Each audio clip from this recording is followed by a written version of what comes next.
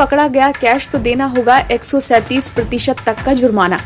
घर में कितना रख सकते हैं कैश, लिमिट तोड़ी तो देना पड़ेगा भारी जुर्माना।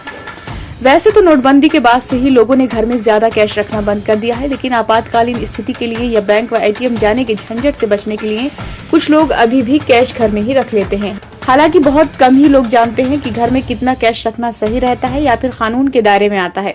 अगर आप भी घर में कैश रखते हैं तो आपके मन में ये सवाल उठता ही होगा कि आखिर कितना कैश हम अपने घर में रख सकते हैं।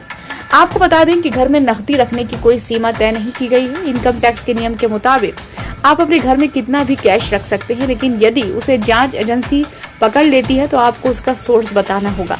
यदि आपने उस पैसे को वैध तरीके से कमाया है और उसके लिए पूरे डॉक्यूमेंट्स हैं या इनकम टैक्स रिटर्न भरा है तो फिर घबराने की जरूरत नहीं। लेकिन अगर आप सोर्स ना बता पाए तो एजेंसी अपनी कार्रवाई जरूर करेगी ही। अगर आप कैश का हिसाब नहीं देते हैं तो आपकी मुश्किलें बढ़ सकती हैं। अगर इनकम टैक्स विभाग की ओर से आपके घर पर छापा मारा जाता है और बड़ी संख्या में कैश बरामद होता है, इसके साथ आप उस कैश के बारे में भी सही जानकारी नहीं दे पा रहे हैं तो फिर आपको भारी जुर्माना भरना पड़ सकता है।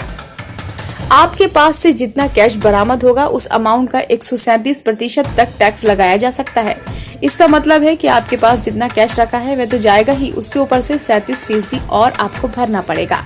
आपको बता दें कि बैंक में एक बार में 50,000 रुपए या उससे ज्यादा की निकासी या जमा पर आपको पैन कार्ड दिखाना होगा। खरीदारी करते समय 2 लाख से अधिक का पेमेंट कैश में नहीं कर सकते, इसके लिए भी आपको पैन और आधार दिखाना होगा। 1 साल में आप अपने बैंक खाते में 20 लाख रुपए से अधिक का कैश डिपॉजिट करते हैं तब भी आपको पैन और आधार बैंक में दिखाने होंगे।